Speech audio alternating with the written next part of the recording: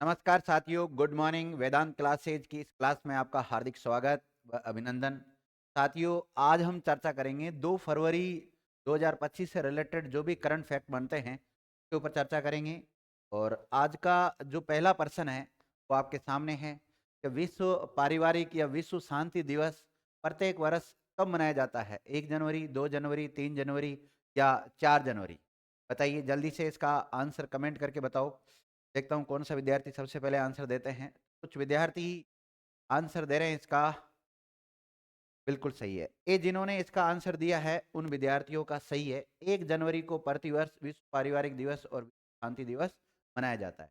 अब ने देखो एक तरीका अपनाया है इसका कि इस ट्यूशन के बाद में इसका डिस्क्रिप्शन भी साथ में दिया गया है, तो उसको भी आप देख सकते हैं डिस्क्रिप्शन में क्या लिखा हुआ है। तो प्रत्येक साल 1 जनवरी को विश्व पारिवारिक दिवस मनाया जाता है और इस दिवस के माध्यम से लोगों में वैश्विक एकता और सद्भावना के विचारों को बढ़ावा दिया जाता है। तो इस दिवस को नए साल के दिन इस आशा के साथ मनाया जाता है कि वे आने वाले पूरे साल दुनिया में सूक्ष्म और स्थूल दोनों तरह के सकारात्मक बदलाव लेकर आए। ये इस दिवस को मनाने का उद्देश्य होता है। और अगला प्रश्न है, इसका कमेंट करके आंसर दीजिए आप सभी कि हाल ही में नए और छोटे व्यवसायों को कितने कार्य दिवसों के भीतर जीएसटी पंजीकरण मिलेगा? मतलब जीएसटी नंबर कितने दिनों के भीतर मिल जाएगा, ये बताना है आपको। 1 दिन के भीतर, 2 दिन, 3 दिन या 4 दिन? जल्दी से आंसर कीजिए आप सभी। तो इसका जो राइट आंसर जाएगा वो जाएगा सी। क्या चला जाएगा? सी। 3 दिन के भीतर भीतर जो 3 दिन कार्य दिवस का मतलब जैसे कोई हॉलीडे वगैरह जो आ जाते हैं, जैसे संडे है, सैटरडे की भी कई बार छुट्टियां होती है, तो उनको शामिल नहीं किया गया। उनके अलावा जो वर्किंग डे होते हैं उसमें 3 दिन के अंदर ये इसका जीएसटी पंजीकरण मिल जाएगा। का डिस्क्रिप्शन देखते हैं। डिस्क्रिप्शन में लिखा हुआ है कि हाल ही में नई व्यवस्था के तहत नए और छोटे व्यवसायों को 3 कार्य दिवसों के भीतर नया पंजीकरण मिल जाएगा। इस व्यवस्था में जो जीएसटी परिषद है उसने सैद्धांतिक मंजूरी दी गई है। जीएसटी परिषद ये 3 दिवस में ये उपलब्ध करवाया जाएगा। ये व्यवस्था किसने दी है? जीएसटी परिषद ने। जीएसटी का नाम तो आपने सुना ही होगा। जीएसटी ऐसे भी लिखा हुआ मिलेगा आपको, जीएसटी। तो गुड्स एंड सर्विस टैक्स क्या होता है? जीएसटी का full form goods and service tax होता है, वस्तु एवं सेवा कर हिंदी में बोलते हैं। और इस तंत्र का मुख्य उद्देश्य कर अधिकारियों के द्वारा अनावश्यक पूछताछ और अनावश्यक आधार पर पंजीकरण से इनकार करने से संबंधित शिकायतों का समाधान करना है। क्योंकि पहले जब क्या होता था, जब इसके लिए आवेदन किया जाता था तो इसमें जो ये देने वाला जो अधिकारी होता था वो अनावश्यक पूछताछ करता था, परेशान करता था। कई बार इसमें ऐसी भी शिकायतें मिलती थी, रिश्वत लेने की भी शिकायतें इसमें देखने को मिलती थी। तो इसलिए फिर ये जीएसटी काउंसिल ने ये अभी निर्णय लिया है ना, तो अच्छा निर्णय है ये। अगला प्रश्न देखिएगा कि हाल ही में ग्रामीण घरों में 100% पाइप जलापूर्ति हासिल करने वाला भारत का 5वां राज्य कौन सा बन गया है? गुजरात, पंजाब, राजस्थान और हरियाणा। 4 विकल्प आपके सामने हैं। आंसर आपको देना है इसका। जल्दी से कमेंट करके इसका आंसर दीजिए। तो इसका राइट आंसर हो जाएगा पंजाब। क्या हो जाएगा? पंजाब हो जाएगा विद्यार्थी। पंजाब अभी हाल ही में भारत का 5वां राज्य बन गया है जिसमें ये पाइप जलापूर्ति हासिल कर ली गई है ना। यहाँ पर लिखा हुआ है एक केंद्र लेवल की विद्यार्थी एक योजना है, हर घर जल योजना। इसके तहत ये 5वां राज्य बना है। देखो क्या लिखा हुआ है, हाल ही में पंजाब ग्रामीण घरों में 100% पाइप जलापूर्ति हासिल करने वाला 5वां राज्य बन गया है भारत का। ये काम केंद्र सरकार की योजना हर घर जल योजना के तहत किया गया है और पानी की गुणवत्ता और पानी की कमी के मुद्दों को दूर करने के लिए 374 करोड़ रुपए की लागत से 1706 गांवों को कवर करने वाली 15 प्रमुख नहर जल परियोजना ये चल रही है। अगला प्रश्न देखते हैं। हाल ही में कौन विश्व मुक्केबाजी एशियाई निकाय बोर्ड में शामिल किया गया है? तो एशियाई बोर्ड है जो मुक्केबाजी से रिलेटेड, उसमें किसको शामिल किया गया है? अजय सिंह, वी राघवन को और गुआनाथन नरेंद्र को, या इनमें से कोई नहीं? जल्दी से कमेंट करके आंसर दीजिए। चौथे नंबर का जो क्वेश्चन है इसका राइट आंसर क्या होगा? चौथे का राइट आंसर जाएगा अजय सिंह। क्या जाएगा? अजय सिंह जाएगा विद्यार्थियों, ये राइट आंसर है। ठीक है। और इसका अगर हम देखें, डिस्क्रिप्शन देखते हैं, तो विश्व वर्चुअली ने एशिया को अपना नवीनतम सदस्य के रूप में शामिल किया है जो इस खेल के ओलंपिक विशेष रूप से लॉस एंजिल्स 2028 में शामिल है। और इसके बाद भी उपस्थिति सुनिश्चित करने की दिशा में एक महत्वपूर्ण कदम है। भारतीय रिजर्व बैंक ने नई संरचनाओं में एक महत्वपूर्ण योगदान के रूप में खोजा गया है। इसमें 7 लचीले पेड़ सुरक्षित किए गए। ध्यान रखना। अगला देखिएगा, हाल ही में किस बैंक ने यूपीआई भुगतान के माध्यम से पीआईएल व्यापारियों को स्टॉक जमा कराने के लिए आवेदन पत्र जारी किए? मतलब ये किसने जारी किए हैं बताइए। 4 विकल्प आपके सामने, एसबीआई ने, स्टेट बैंक ऑफ इंडिया ने, एचडीएफसी बैंक ने, या आईसीआईसीआई बैंक ने, या आरबीआई ने। बताओ 5वें नंबर का जो क्वेश्चन है, इसका आंसर दीजिए जल्दी से। 5वें का राइट आंसर क्या जाएगा?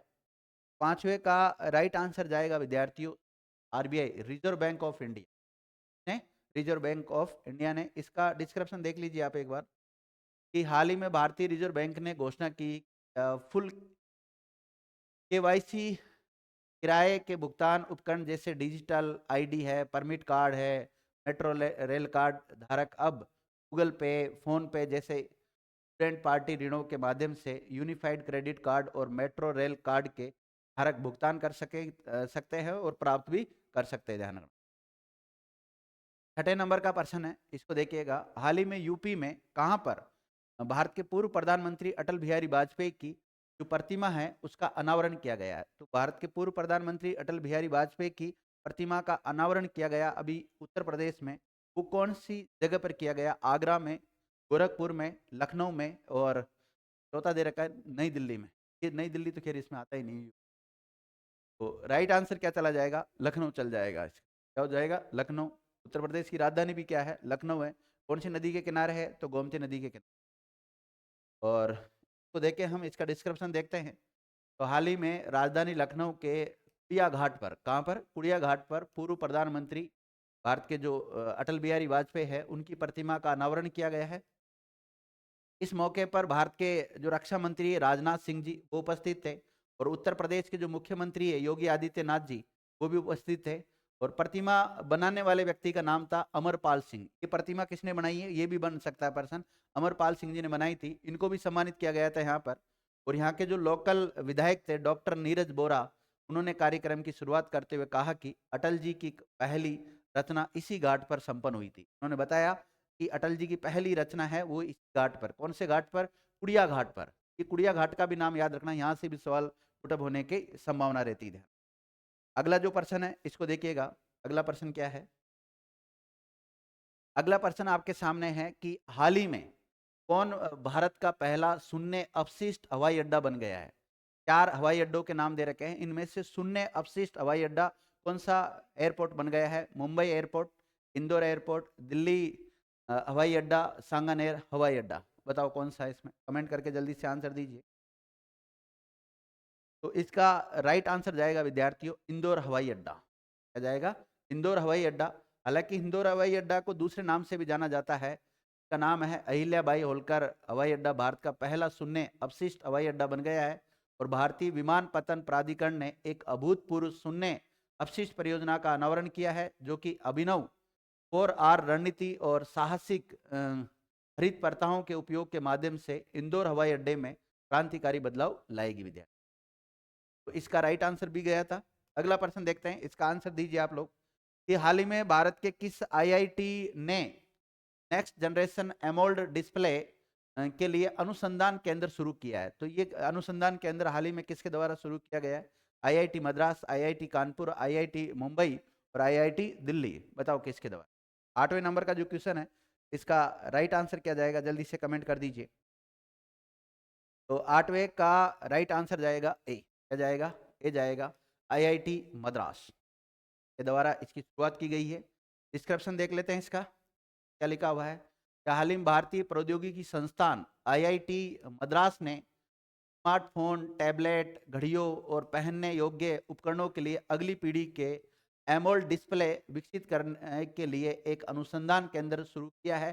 इलेक्ट्रॉनिक्स एवं सूचना प्रौद्योगिकी मंत्रालय, रक्षा अनुसंधान और विकास संगठन और टाटा सन्स के द्वारा वित्त पोषित ये केंद्र देश में डिस्प्ले निर्माण की लागत को कम करने के लिए एक नवीन पैटर्निंग तकनीकी पर काम करेगा। कौन कौन इसमें शामिल है, कौन कौन इसमें अपना इन्वेस्ट कर रहे हैं, सारी बातें इसके अंतर्गत आ गई है। राइट आंसर ए हो जाएगा।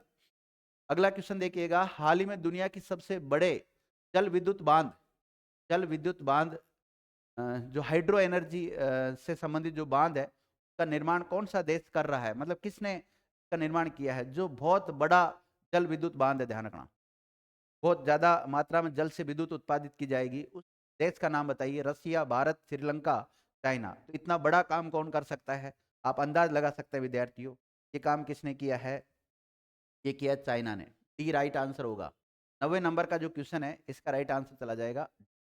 इसका जो डिस्क्रिप्शन है इसको देख लेते हैं। डिस्क्रिप्शन में क्या लिखा हुआ है कि चीन में आधिकारिक तौर पर यारलुंग रसंगप्पो नदी, नदी का नाम भी याद रखना, यारलुंग नदी है, के निचले हिस्से पर दुनिया के सबसे बड़े जल विद्युत बांध के निर्माण को मंजूरी मिल चुकी है। ध्यान रखना, बहुत बड़ा बांध है।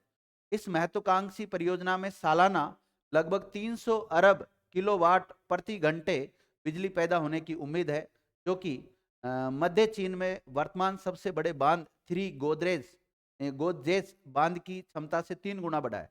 अभी है वहां पे मध्य चाइना में है, जिस नाम का क्या थ्री गोदरेज बांध है, उससे भी बड़ा है, और इससे भी 3 गुना बड़ा। ध्यान रखना, कितने गुना, 3 गुना बड़ा है।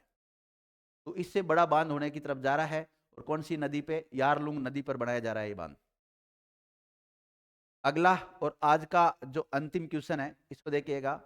क्वेश्चन क्या है कि हाल ही में किंग कप इंटरनेशनल ओपन 2024 का आयोजन कहां पर किया गया, शेनज़ेन में, मनीला में, नई दिल्ली में, या इनमें से कोई नहीं। जल्दी से कमेंट करके आंसर दीजिए विद्यार्थियों। 10वें नंबर का जो क्वेश्चन है इसका राइट आंसर क्या जाएगा, तो राइट आंसर चला जाएगा इसका ए, शेनज़ेन में इसका आयोजन किया गया।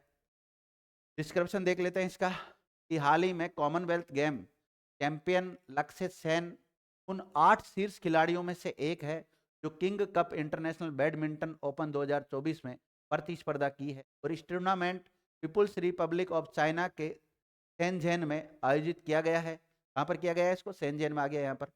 और 2 बार के ओलंपिक चैंपियन चीन के लिन डेन के द्वारा शुरू किए गए बैडमिंटन टूर्नामेंट के उद्घाटन संस्करण में 8 पुरुष एकल खिलाड़ी प्रतिष्ठित खिताब के लिए प्रतिस्पर्धा की। ये थे विद्यार्थियों आज की करंट से रिलेटेड इंपॉर्टेंट फैक्ट थे, इंपॉर्टेंट लेने की हमने कोशिश की है। उम्मीद है ये जीके आपको पसंद आ रही होगी। अगर पसंद आ रही है तो वीडियो को अधिक से अधिक साथियों के साथ शेयर कीजिए, और सभी साथी टाइम पर उठकर सुबह सुबह जल्दी उठ के और ये क्लास लेने। Thank you.